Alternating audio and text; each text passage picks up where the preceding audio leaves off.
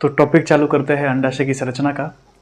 बिना समय गवाए सीधी अंडाशय की संरचना बता रहा हूँ।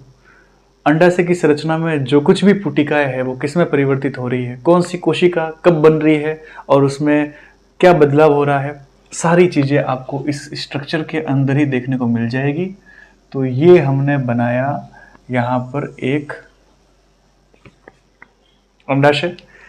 अंडाशय की बाहर की तरफ जो मैंने यहाँ पर ये लेयर बनाई है, इस लेयर को या इसको थोड़ा सा बड़ा बना देते हैं, ये छोटा बन गया ताकि स्पष्ट दिखेगा।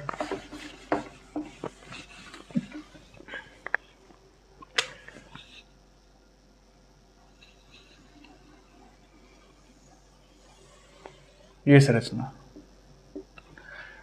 ये जो लेयर बनाई है इसको बोल रहा हूं मैं विसरल पेरिटोनियम। ठीक है, तो ये हो जाएगी विसरल पेरिटोनियम।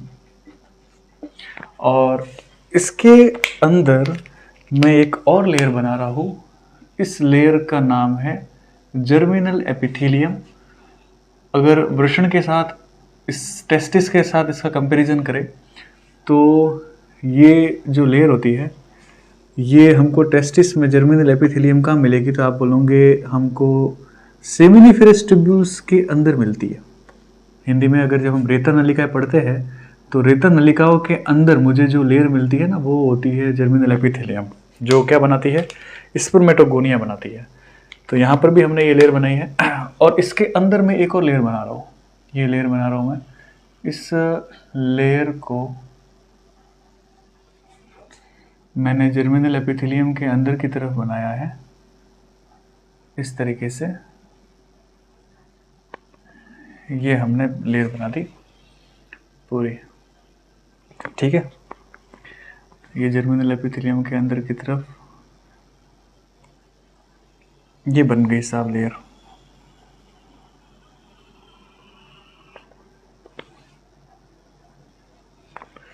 अब नाम ले लेते हैं, विसरल पेरिटोनियम लिखा था और इसके अंदर वाली जो ये लेयर बनाई है इसको मैं लिख रहा हूँ जर्मिनल एपिथेलियम।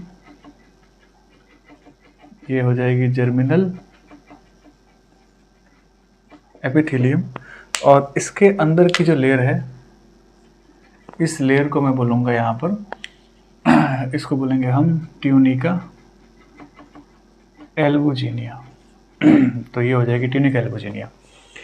अब देखो, अंडाशय के अंदर रुधिर वाहिनियाँ जाएगी, है ना, जो पोषण लेके जाएगी, ऑक्सीजन लेके जाएगी। तो एक रीजन होता है जिसको बोलते हैं हम मीजोवेरियम। इस मीजोवेरियम में बहुत सारी रुधिर नलिकाएं अंडाशय में प्रवेश करती है। ये वाला क्षेत्र इसको हमने बोल दिया है मेसोवेरियम। तो ये हो जाएगा मेसोवेरियम।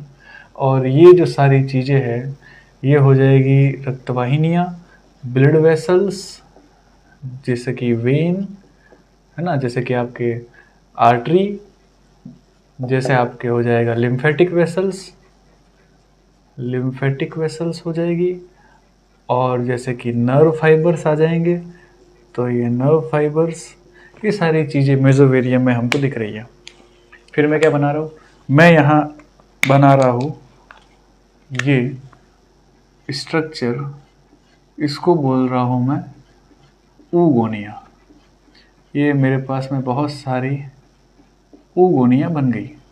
तो क्या नाम लिया हमने इसका, इसको बोला हमने ऊगोनिया। ये बनती कब है, देखिए कंसेप्ट समझना है।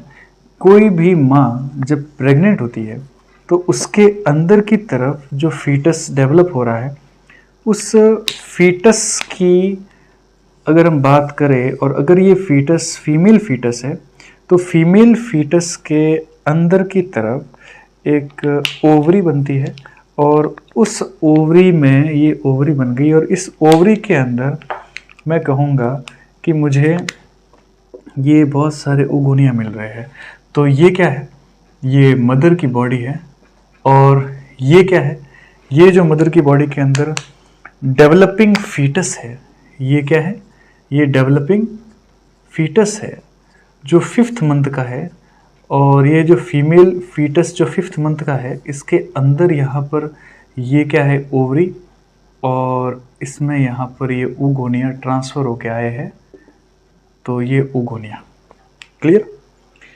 तो क्वेश्चन आता है कि oogonia कब बनते हैं, तो आपको बताना है oogonia का निर्माण कब होगा। माँ के गर्भ में जब कोई मादा भ्रूण गर्भ में तब्दील हो जाता है, तो यहाँ जब ये फीमेल फीटस, फीमेल गर्भ जब बनेगा, तो उसके 5वें महीने में बहुत सारी oogonia बन जाती है और ये oogonia कंटिन्यूसली डिवीजन करेगी और बहुत सारी oogonia बनाएगी। देखिए यहाँ पर क्या लिख रहा हूँ मैं, ये बहुत सारी oogonia जो है ये कब बनी है, 5वें महीने में बनी है भ्रूण के अंदर, बर्थ से पहले, जन्म से पहले की बात कर रहा हूं मैं।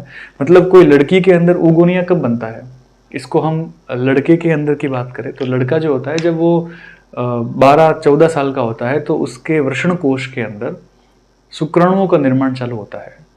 स्पर्मेटोगोनिया उसी वक्त बनते हैं पहली बार। कब बनेंगे, प्यूबर्टी आने पर, 12 से 14 साल की जब अवस्था होती है किसी लड़के की, उस वक्त उसमें स्पर्मेटोगोनिया बनते हैं। लेकिन लड़की का केस अलग है, लड़की के अंदर oogonia उसके जन्म से पहले ही बन जाते हैं। जब वो उसकी माँ के गर्भ में होती है उसी वक्त oogonia बन जाते हैं। तो यहाँ oogonia इसके फीटस में बन गए हैं। oogonia में कंटिन्यूसली जो है वो माइटोसिस डिवीजन होगा, तो मैं यहाँ पर लिख रहा हूँ समसूत्री विभाजन होगा इसके अंदर, माइटोसिस डिवीजन। और माइटोसिस डिवीजन से इसने क्या बना दिया, इसने oogonia बनाए और बहुत सारे oogonia बनाए इसने, है ना, लाखों की संख्या में oogonia बन गए। अब ये oogonia जो है ये डेवलपमेंट करेंगे और ग्रोथ करेंगे और किस में कन्वर्ट हो जाएंगे, ये कन्वर्ट हो जाएंगे प्राइमरी oocyte के अंदर। जब ये प्राइमरी oocyte में कन्वर्ट हो जाएंगे तो प्राइमरी oocyte आगे जो है वो कौन सा डिवीजन करेगा, मियोसिस फर्स्ट डिवीजन करेगा। देखिए समझिए बात को, oogonia एक डिप्लॉइड सेल है, 2n है, गुणसूत्रों का पूरा समुच्चय है उसके पास। उसने माइटोसिस डिवीजन करके, समसूत्री विभाजन करके जो oogonia बनाई बहुत सारी, वे सारे की सारी 2n है।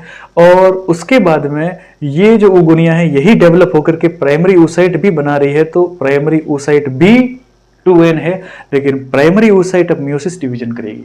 और मियोसिस मालूम है आपको 2 भागों में होता है, मियोसिस फर्स्ट, अर्धसूत्री प्रथम और अर्धसूत्री द्वितीय। तो मियोसिस फर्स्ट जो है उसकी 4 स्टेज होती है, प्रोफेज, मेटाफेज, एनाफेज और टीलोफेज। ठीक है, और मियोसिस फर्स्ट आपको मालूम है, prophase first, metaphase first, anaphase first और टीलोफेज फर्स्ट इसमें जाती है। प्रोफेज फर्स्ट में 5 स्टेज होती है, इसको बोलेंगे हम लेप्टोटीन, जाइगोटीन, पैकाइटीन, डिप्लोटीन और डाइकाइनेसिस।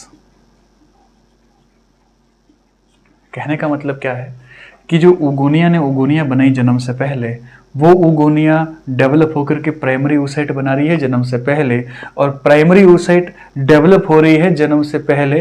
प्राइमरी oocyte ने मियोसिस फर्स्ट चालू कर दिया है जन्म से पहले, मियोसिस फर्स्ट के अंदर प्रोफेज फर्स्ट भी चालू कर दिया है, और प्रोफेज फर्स्ट में लेप्टोटीन को कर दिया, जाइगोटीन को कर दिया, पैकाइटीन को कर दिया, और डिप्लोटीन पे आकर के ये प्राइमरी oocyte डिवीजन करना बंद कर देती है।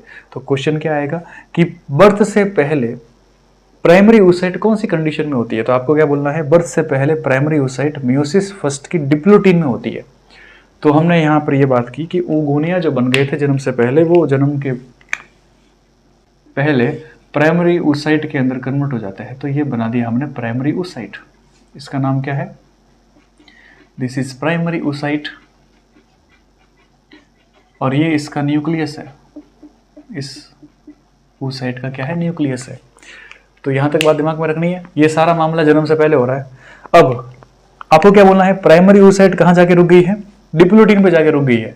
तो ये वाली कंडीशन जन्म से पहले की है। अब इसके बाद हम जो कुछ भी पढ़ेंगे वो कब होगा, जब ये लड़की, जो ये भ्रूण है, ये भ्रूण जब लड़की बन जाएगी और 11 से 13 साल की एज प्राप्त कर लेगी, उस वक्त हम कहते हैं कि FSH आता है हाइपोथैलेमस से, और FSH जो है वो इसके अंदर जो ये ओवरी में प्राइमरी oocyte डिप्लोटीन पे रुक गया था, इसके आगे का डिवीजन इसको चालू करवाएगा।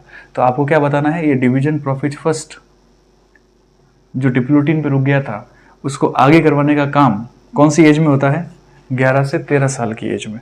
तब तक इतने सालों तक ये प्राइमरी oocyte जो है ये बनी हुई रहेगी ओवरी के अंदर।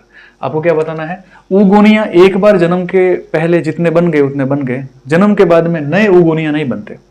जन्म के बाद में तो जितने बन गए थे ना वो अब खाली सिर्फ आगे की तरफ जाएंगे और डेवलप होंगे, सिर्फ ये चेंज होंगे, बनेंगे नहीं। इसीलिए कहते हैं कि एक बार जब ये बन गए, और अगर सोचो यहाँ किसी औरत में ये ऊगोनिया नहीं बने तो उसमें कभी एग नहीं बन पाएगा, तो वो कभी माँ नहीं बन पाएगी। यही चीज है कि ऊगोनिया जो है वो एक फिक्स संख्या में बनते हैं, लाखों की संख्या में ये बने थे, डिवीजन किया, प्राइमरी oocyte के अंदर जब आएंगे तब तक हम कहते हैं कि केवल 60 से 80 हजार ऊगोनिया ही यहाँ पर रह पाते हैं, बाकी सब तो जो है वो पहले ही मर गए। तो 60K to 80K ऊगोनिया ही रहेंगे, बाकी सब बेचारे पहले ही शहीद हो जाते हैं। तो हम क्या कहेंगे, अब इतनों में से भी आगे की तरफ कंप्लीट ओवम के अंदर डेवलप होते हैं केवल 400। इसलिए हम कहते हैं कि जो महिला 11 से 13 साल में मेंस्ट्रुअल साइकिल जिसमें चालू होता है उसके अंदर 400 के हिसाब अगर हम लगाए, 400 ऊगोनिया का हिसाब लगाए, सोचिए तो ये 400 ऊगोनिया अगर बन रहे हैं, उसमें कंप्लीट ओवम के अंदर कन्वर्ट हो रहे हैं, तो मैं कहूँगा कि एक साल में 12 महीने होते हैं। ठीक है, अगर मैं इसको 12 से भाग दूं तो मेरे पास में लगभग जो है वो 33 या इस टाइप से, मतलब 35 मान लो एग्जांपल के लिए ना, 35 ईयर तक उसमें मेंस्ट्रुअल साइकिल चलेगी किसी औरत के अंदर। 35 ईयर तक चलेगी, इसका मतलब इसमें 11 में या 13 के अंदर 35 में ऐड कर दूं तो 48 to 50 ईयर तक महिला जो है वो माँ बन सकती है। उसके बाद उसमें माँ नहीं बनने की क्षमता खत्म हो जाती है, क्योंकि ऊगोनिया खत्म हो गए। तो हम क्या कह रहे हैं, ऊगोनिया कब बने, बर्थ से पहले। ऊगोनिया जो है वो किस में कन्वर्ट हुए, प्राइमरी oocyte में। जन्म हुआ तब ऊगोनिया कितने होंगे, लगभग 60,000 से 80,000 के आसपास। उसमें से कितने ऊगोनिया एग के अंदर कन्वर्ट हो पाते हैं, केवल 400। और यहां पर 400 ऊगोनिया की वजह से ही महिला जो है वो 35 वर्षों तक मेंस्ट्रुअल साइकिल के अंदर रहेगी, और एज जो होती है वो उसकी लगभग 45 से 50 साल तक होती है मां बनने की एज। क्यों होती है, वजह ये है। तो अगर कभी पूछ ले आपसे कि ऊगोनिया बाद में बनते हैं क्या, नहीं बनते। ऊगोनिया जन्म से पहले बनते हैं, बाद में सिर्फ डेवलपमेंट होता है। तो यहां तक बात समझ में आई। ऊगोनिया जो है जन्म से पहले प्राइमरी oocyte की डिप्लोटीन पर आकर के रुक गए थे, अब आगे का डेवलपमेंट होगा, उसके लिए हमको अब यहाँ आगे की बातें करते हैं। तो यहाँ तक मुझे उम्मीद है कि आपको समझ में आ गया होगा। अब आगे क्या होता है, स्टेप बाई स्टेप हम समझते हैं, आराम से धीरे धीरे हमको इस बात को समझना है ना। अच्छा टॉपिक है, क्योंकि इसको समझोगे तो मेंस्ट्रुअल साइकिल समझ में आएगी, है ना। oogenesis जो है प्रोसेस वो समझ में आएगा। तो इसको थोड़ा धीरे धीरे आराम से समझना है। देखिए हम क्या कह रहे हैं, ये जो जर्मिनल एपिथेलियम होती है, यहां मैं लिख रहा हूं जर्मिनल एपिथेलियम। इस जर्मिनल एपिथेलियम ने सेल बनाई जिसका नाम था स्पाइंडल सेल, और स्पाइंडल सेल को इस प्राइमरी oocyte के चारों तरफ ऐसे लगा दिया। तो आपको बोला स्पाइंडल सेल कौन बना रही है, जर्मिनल एपिथेलियम बना रही है। ठीक है, पूरा जो लिक्विड है ना इसको बोलते हैं हम स्ट्रोमा। क्या बोलेंगे, इस पूरे लिक्विड को हम बोलते हैं स्ट्रोमा। ये स्ट्रोमा है, और स्ट्रोमा को हमने दो पार्ट में डिवाइड कर दिया।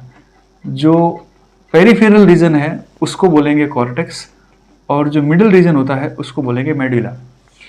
पीठिका है पूरे अंडाशय के अंदर, परिधीय भाग को हम बोलेंगे वल्कुट, और मध्य भाग को बोलेंगे हम मध्यांश। ये बात दिमाग में रखनी है।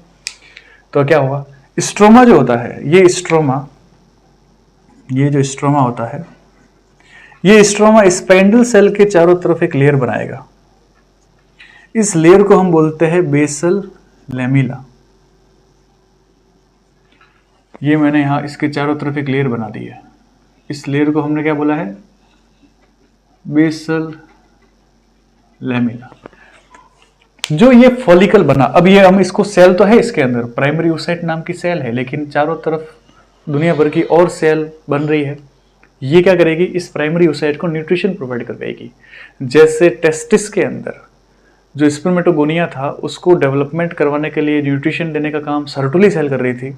Sertoli cell is a follicle, इंटेस्टिस। तो हम यहाँ पर बात करेंगे कि ये ओवरी के अंदर जो फॉलिकल होता है वो oocyte को डेवलप करने के लिए न्यूट्रिशन देगा। तो ये oocyte के चारों तरफ फॉलिकल है यहाँ पे। तो यहाँ पर ये जो फॉलिकल बना है इसको हम क्या बोलेंगे, तो हम इसको बोलेंगे इसको बोलेंगे हम प्राइमोर्डियल फॉलिकल। तो देखिए प्राइमोर्डियल फॉलिकल के अंदर कौन कौन सी चीजें बनी है वो सारी उसके ऊपर लिख दी है हमने। उसमें प्राइमरी oocyte है, उसमें स्पेंडल सेल है और इसमें बेसल लेमिना है।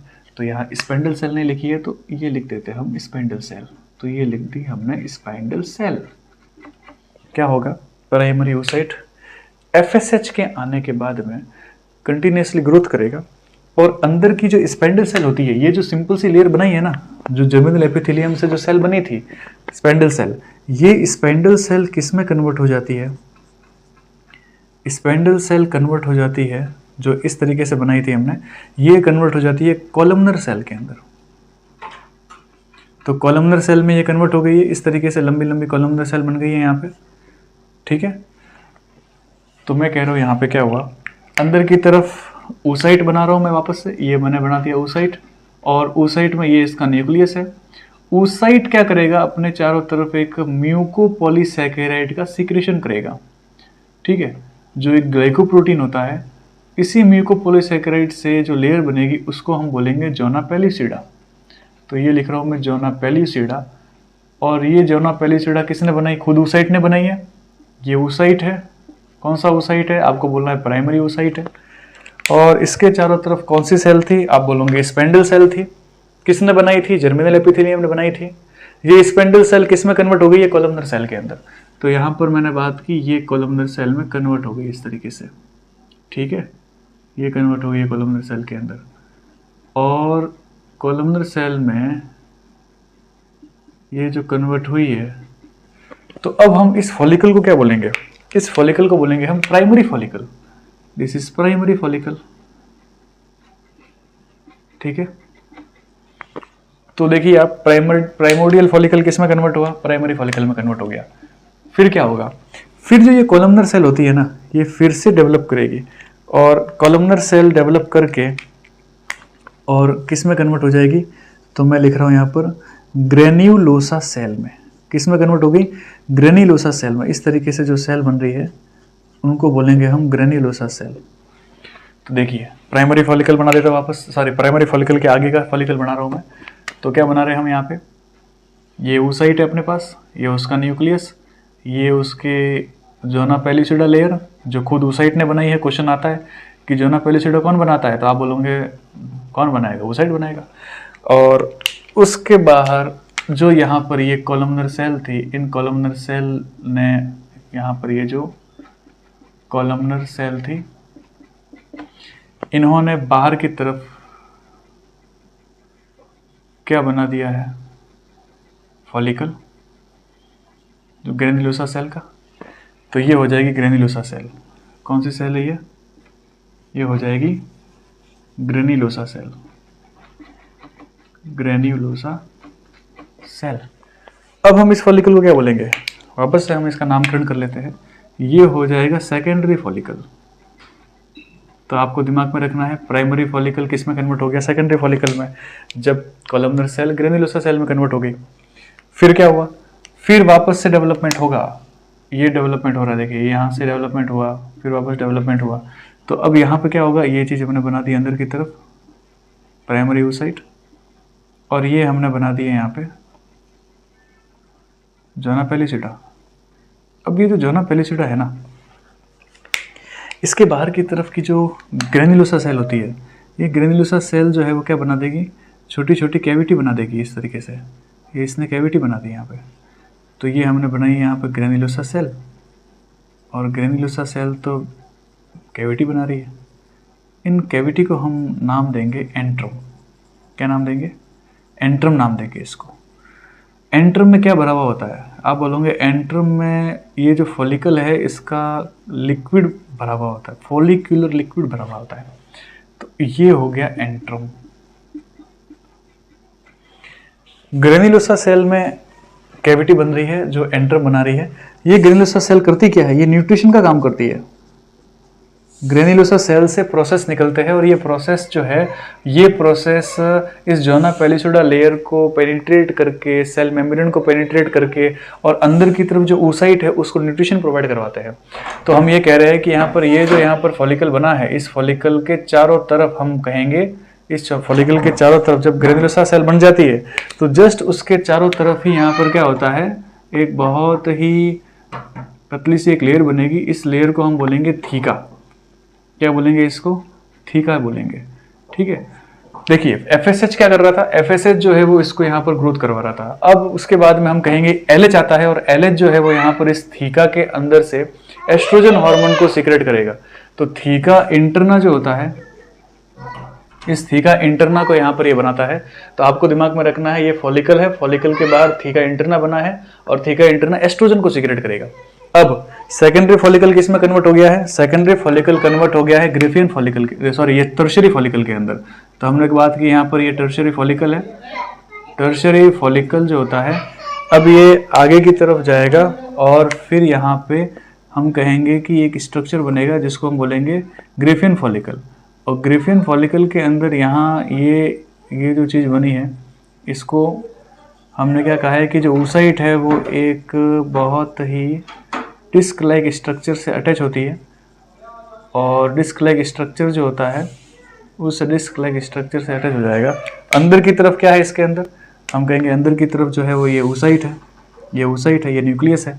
अब ये क्या बन गया अंदर? ये एंट्रम है, this is a large antrum. और ये चारों तरफ क्या बनी हुई है? तो हम कहेंगे ये ग्रेन्युलोसा सेल है।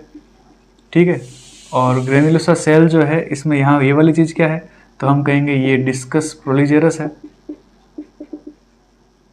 डिस्कस प्रोलीजेरस है यहाँ पे। और ये यहाँ पर क्या होता है? इसको बोलते हैं हम क्यूमुलस ऑफोरस। ये होता है क्यूमुलस ऑफोरस। तो क्यूमुलस ऑफोरस, डिस्कस प्रोलीजेरस, ग्रेन्युलोसा सेल और उसके चारों तरफ बनी हुई है थीका। ठीक है। थीका, यहाँ पर भी थीका होती है, ये थीका बना दी हमने यहाँ पर, ये थीका, और यहाँ पर भी ये थीका है। देखिए थीका जो होती है ना वो दो तरीके की होती है, यहाँ लिख देता हूँ मैं। थीका जो है वो दो तरीके की है, एक बोलेंगे हम थीका एक्सटर्ना और एक बोलेंगे हम थीका इंटरना। तो अब देखिए थीका इंटरना जो है वो कौन सा हार्मोन सीक्रेट करती है? तो बताना है, थीका इंटरना जो है वो एस्ट्रोजन हार्मोन का सीक्रेशन करेगी। एस्ट्रोजन का काम क्या होता है? एस्ट्रोजन का काम होता है जो यूटेरस की वॉल होती है उसको थिक करना। ठीक है। जो ग्लैंडुलर एपिथेलियम की बनी हुई ग्लैंडुलर जो लेयर होती है वो स्ट्रेटम फंक्शनलिस जो बनाएगी, ये आपकी जो एंडोमेट्रियम होती है उसको बड़ा करने का काम कौन कर रही है? थीका इंटरना, जो एस्ट्रोजन को सीक्रेट करके बड़ा कर रही है। अब हम कह रहे हैं कि ये जो स्ट्रक्चर बन रहा है इसमें FSH तो आ ही रहा है। क्या आ रहा है? FSH हार्मोन तो आ ही रहा है, और उसके साथ में LH भी आ रहा है। LH जो होता है इसका दूसरा नाम क्या होता है? ICSH। ICSH मतलब इंटरस्टिशियल सेल स्टिमुलेटिंग हार्मोन। देखिए थोड़ा बात समझिए आप। टेस्टिस के स्ट्रक्चर के अंदर जो लीडिक सेल होती है, उस लीडिक सेल से टेस्टोस्टेरोन निकलता है, और टेस्टोस्टेरोन निकालने के लिए LH आएगा वहां पे, जो टेस्टोस्टेरोन को निकालेगा, जो क्या करता है? स्पर्मेटोजेनेसिस प्रोसेस के लिए इंपॉर्टेंट होता है। यहां पर हम कह रहे हैं FSH जो है वो तो फॉलिकल को यहां पर बढ़ाएगा ताकि अंदर की तरफ की जो oocyte है वो डेवलप हो सके, वो अपना मियोसिस डिवीजन कंप्लीट कर सके। और बाहर की तरफ हम कह रहे हैं जैसे ही थीका, जो ग्रेन्युलोसा सेल के बाहर थीका बन जाती है तो थीका के पास में कौन आएगा? LH। और वो LH का सीक्रेट करवाएगा? एस्ट्रोजन। और एस्ट्रोजन की वजह से यूटेरस की वॉल, जो एंडोमेट्रियम जो होती है, ग्लैंडुलर बनी हुई होती है एपिथेलियम की, वो ठीक हो जाती है। उसमें ब्लड वेसल्स बनेंगे, उसमें लिम्फेटिक वेसल्स बनेगी और वो ठीक हो जाएगी। इम्प्लांटेशन के लिए यहाँ पर वो तैयार हो जाती है। फिर हम क्या कह रहे हैं यहाँ पे? ये जो फॉलिकल बना है इसका नाम क्या रखे अपन? इसका नाम रख लेते हैं ग्रेफियन फॉलिकल। तो ये रख दिया अपन ने ग्रेफियन फॉलिकल। अब LH जो है वो इतना ज्यादा सीक्रेट होगा इस टाइम पे कि ये ग्रेफियन फॉलिकल जो होती है ये यहाँ पर बर्स्ट हो जाती है। हम कहेंगे ये ग्रेफियन फॉलिकल क्या होगा? बर्स्ट हो गया है ना, ये रप्चर हो गई है पूरी तरीके से। और रप्चर होकर के ये अंदर की तरफ, ये तो है ग्रेन्युलोसा सेल, और ये बाहर जो है वो यहाँ पर हम क्या कहेंगे कि यहाँ से बाहर की तरफ कौन निकल गया? हम कहेंगे ये बाहर की तरफ ये जोना पेलिसुडा लेयर है। ठीक है, ये जोना पेलिसुडा लेयर है, ये है अपना सेकेंडरी oocyte। अब आप कहेंगे कि ये प्राइमरी oocyte से सेकेंडरी oocyte कैसे बना, तो इसको फिर थोड़ा समझ लेते हैं। देखिए प्राइमरी oocyte जो था वो 2n था, ठीक है। हमने बात की थी कि जन्म से पहले प्राइमरी oocyte डिप्लोटीन की स्टेज तक जाएगा, मतलब ये मियोसिस डिवीजन कर रहा होता है, मियोसिस फर्स्ट कर रहा होता है। ये मियोसिस फर्स्ट जो है वो यहाँ पर कंप्लीट कब होती है, हम कहेंगे कि जैसे ही यहाँ पे FSH आएगा और वो इसको यहाँ पर डेवलपमेंट करवाएगा फॉलिकल को, तो फॉलिकल न्यूट्रिशन देंगे प्राइमरी oocyte को, और प्राइमरी oocyte जो है यहाँ पर मियोसिस फर्स्ट कंप्लीट करके सेकेंडरी oocyte में कन्वर्ट हो जाएगा और एक सेल बनेगी जिसको बोलेंगे हम फर्स्ट पोलर बॉडी। देखिए प्राइमरी oocyte बनाई मैंने ये, और सेकेंडरी oocyte बनाई मैंने ये, और ये बनाई मैंने ये टिंगली छोटी सी। आप देखेंगे प्राइमरी oocyte जो है वो यहाँ पर जब दो सेल बना रही है तो दोनों ही सेल कैसी है, अनइक्वल। एक में साइटोप्लाज्म बहुत सारा है, दूसरे में है ही नहीं। लेकिन न्यूक्लियस के अंदर जो क्रोमोसोम होंगे वो सेम होंगे, यहाँ पर भी हैप्लोइड है, यहाँ पर भी हैप्लोइड है, क्योंकि म्यूसिस फर्स्ट हो गया यहाँ पे। लेकिन फर्स्ट पोलर बॉडी के अंदर साइटोप्लाज्म है ही नहीं, तो यहाँ पर इसका जो फेट है वो यहाँ पर सुनिश्चित नहीं होता। इसका भविष्य जो है वो निश्चित नहीं है कि आगे ये क्या करेगी। ये डिवीजन भी कर सकती है, डिवीजन करेगी तो भी कोई काम की नहीं है, पोलर बॉडी बनाएगी। अगर डिवीजन नहीं करती तो इस पोलर बॉडी को ये सेकेंडरी oocyte हजम कर लेगा, तो हम कहेंगे कि ये सेकेंडरी oocyte बन गई। अब ये सेकेंडरी oocyte जो होती है ना, ये मियोसिस सेकंड करेगी, मालूम है आपको, मियोसिस सेकंड करेगी। और जैसे प्राइमरी oocyte मियोसिस फर्स्ट में डिप्लोटीन पे रुक जाती थी और वेट करती थी जन्म होने के बाद FSH आएगा फिर हम आगे डेवलपमेंट करेंगे, वैसे ही सेकेंडरी oocyte भी मियोसिस सेकंड में जाकर के मेटाफेज सेकंड पर रुक जाती है। और ये कब तक रुकी रहेगी, जब तक कि कोई स्पर्म नहीं आ जाता, और यहाँ जैसे स्पर्म आएगा तब ये मेटाफेज सेकंड है वो आगे की तरफ ग्रो करेगी, और यहाँ ये मियोसिस सेकंड कंप्लीट हो जाएगा और हम कहेंगे कि क्या बन गया, ओवम बन गया और सेकंड पोलर बॉडी बन गई, ठीक है। हालांकि सेकंड पोलर बॉडी का कोई काम नहीं होता, हमको तो यहाँ पर क्या इंपॉर्टेंट है, ओवम। तो हम कहेंगे एक प्राइमरी oocyte से कितना ओवम बना, एक ही ओवम बना है। ये पूरा प्रोसेस हम oogenesis में फिर से पढ़ेंगे, लेकिन अभी मैंने यहाँ पर हल्का सा बताया है कि ये सेकेंडरी oocyte कैसे आई। तो सेकेंडरी oocyte इस प्राइमरी oocyte के अंदर ये मियोसिस कंप्लीट हो गया है फर्स्ट, तब सेकेंडरी oocyte आई है। ये oocyte तो चली जाएगी ओविडक्ट के अंदर, और पीछे जो हमको तो स्ट्रक्चर पढ़ना है अपने ओवरी का, तो हम इसी पे फोकस करते हैं। तो ओवरी के अंदर क्या हुआ, ये जो oocyte यहाँ पर चली गई है, ये यहाँ पर ओवरी के अंदर जो ये यहाँ पर ये पीछे की तरफ ग्रिफिन फॉलिकल बना है, ये बाद में किस में कन्वर्ट हो जाएगा, तो ग्रेनुलोसा सेल जो होती है, इस ग्रेनुलोसा सेल के अंदर ये जो ग्रेनुलोसा सेल है, अगर इस ग्रेनुलोसा सेल में हम कहेंगे ल्यूटीन पिगमेंट बनने होते हैं, ये ल्यूटीन पिगमेंट जब बन जाते हैं तो हम कहेंगे ये हो गया कॉर्पस ल्यूटियम में कन्वर्ट। और कॉर्पस ल्यूटियम है, ये चीज क्या है यहाँ पे, कॉर्पस ल्यूटियम। और कॉर्पस ल्यूटियम जो है वो यहाँ पर हम कहेंगे सीक्रेट करेगा प्रोजेस्टेरोन। तो हम कहेंगे देखिए, एक तो एस्ट्रोजन होता है सीक्रेट और एक होता है प्रोजेस्टेरोन। तो एस्ट्रोजन जो है वो यहाँ ठीक है इंटरना से सीक्रेट हो रहा है, और प्रोजेस्टेरोन सीक्रेट हो रहा है कॉर्पस ल्यूटियम से। जो चीज एस्ट्रोजन बनाता है, जो लेयर बनाता है, ये एंडोमेट्रियम के अंदर स्ट्रेटम फंक्शनलिस जो है उसकी लेयर बनाएगा, उसको मेंटेन करने का काम ये प्रोजेस्टेरोन करेगा, ठीक है। प्रोजेस्टेरोन जो है इसको प्रेगनेंसी हार्मोन बोलते हैं। ये स्टार्टिंग में तो ये काम करेगा, अगर ये सेकेंडरी oocyte फर्टिलाइज हो जाती है और एम्ब्रियो बना देती है, इम्प्लांटेशन हो जाता है, तो ये प्रोजेस्टेरोन जो है वो कॉर्पस ल्यूटियम कब तक सीक्रेट करेगा, ये पूरी प्रेगनेंसी के दौरान सीक्रेट करेगा। शुरुआत में ये करेगा प्रोजेस्टेरोन सीक्रेट, उसके बाद प्लेसेंटा बन जाएगा, प्लेसेंटा भी प्रोजेस्टेरोन सीक्रेट करेगा। लेकिन इन केस अगर सोचो यहाँ पर ये सेकेंडरी oocyte के अंदर मियोसिस सेकंड कंप्लीट नहीं हुआ, मतलब फर्टिलाइजेशन नहीं हुआ, तो फर्टिलाइजेशन ना होने के बाद में फिर ये कॉर्पस ल्यूटियम जो है वो 9 दिन तक तो प्रोजेस्टेरोन सीक्रेट करेगा। 9 दिन के बाद में यहाँ पर मालूम चल जाएगा कि ओवम फर्टिलाइज नहीं हुआ था, तो कॉर्पस ल्यूटियम के अंदर की जो सेल होती है, जिसमें हम कह रहे हैं कि ल्यूटिन पिगमेंट बन गया था, तो यहाँ पर ये ल्यूटियल सेल होती है, उसमें ल्यूटिन पिगमेंट बन जाता है, हमने उसका नाम दे दिया था कॉर्पस ल्यूटियम। ये कॉर्पस ल्यूटियम कन्वर्ट हो जाएगा कॉर्पस हेमेरेजिकम के अंदर, कॉर्पस हेमेरेजिकम के अंदर। और कॉर्पस हेमेरेजिकम का मतलब है कि इसके अंदर ब्लड वेसल्स बनना चालू हो जाएगी। अब ये धीरे धीरे डिग्रेडेट होना चालू हो जाएगा, क्षतिग्रस्त होना चालू हो जाएगा, क्योंकि मालूम चल गया है ना कि यहाँ पर एम्ब्रियो बना ही नहीं है, फर्टिलाइजेशन हुआ ही नहीं है। और फिर उसके बाद में लास्ट में ये कन्वर्ट हो जाएगा कॉर्पस एल्बिकेंस में, और एल्बिकेंस में जब कन्वर्ट हो जाता है तो हम कहेंगे कि ये वाला पूरा जो फॉलिकल वाला मामला है ये कंप्लीट हो गया। एल्बिकेंस जो है वो बन गया, उसके बाद में फिर वापस से वो स्ट्रोमा में डिजोल्व हो जाएगा और स्ट्रोमा के अंदर उसको ले लिया जाएगा कॉर्पस एल्बिकेंस को, और वितरित कर दिया जाएगा उसके भागों को। तो कहानी शुरू होती है उगोनिया से और खत्म होती है सेकेंडरी oocyte के आकर के, जब सेकेंडरी oocyte बाहर निकल जाता है। सेकेंडरी oocyte के आगे ही कहानी चालू होती है ओविडक्ट में। अगर फर्टिलाइजेशन होगा तो क्या होता है, फर्टिलाइजेशन नहीं होगा तो क्या होता है। फर्टिलाइजेशन हो जाता है तब तो ये कॉर्पस ल्यूटियम बना हुआ रहेगा। फर्टिलाइजेशन नहीं होता है तो कॉर्पस ल्यूटियम 9 दिन के बाद में, बनने के 9 दिन के बाद में किस में कन्वर्ट हो जाएगा, कॉर्पस हेमरेजिकम में, वो कॉर्पस एल्बिकेंस में परिवर्तित हो जाएगा। अब हमने क्या कहा था कि ऊगोनिया जो है वो यहाँ पर कितने बन रहे थे प्राइमरी oocyte के अंदर, लगभग 60,000 से 80,000। बाकी हम क्या बोला था यहाँ पर, ये 400 ही बचे हुए रहते हैं जो कंप्लीटली सेकेंडरी oocyte में बदल जाते हैं। बाकी सारे के सारे सेल तो मर जाएगी, डेवलपिंग फेज के अंदर ही ये यहाँ पर मर जाती है। तो जो सेल मर जाएगी, जो पूरी तरीके से डेवलप नहीं हो पाती है, उनको हम बोलेंगे एट्रेटिक सेल। कौन सी सेल बोलेंगे, एट्रेटिक सेल बोलेंगे। प्रोसेस का नाम होता है एट्रेसिया। ये एट्रेटिक सेल स्मॉल अमाउंट में एंड्रोजन का सिक्रेशन करती है। इसका हम और डिटेल में जब हम oogenesis पढ़ेंगे तब इसके बारे में और बताएंगे। तो आपको ये दिमाग में रखना है क्या, कि प्राइमोर्डियल फॉलिकल किस में कन्वर्ट हुआ, ये कन्वर्ट हुआ प्राइमरी फॉलिकल में। प्राइमरी फॉलिकल किस में कन्वर्ट हुआ, सेकेंडरी फॉलिकल में। सेकेंडरी फॉलिकल किस में कन्वर्ट हुआ, टर्शियरी फॉलिकल में। ये किस में कन्वर्ट हुआ, ग्रिफिन फॉलिकल में।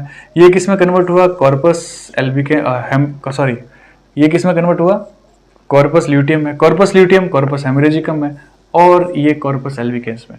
इस तरीके से ये पूरी की पूरी टीएस ऑफ ओवरी है।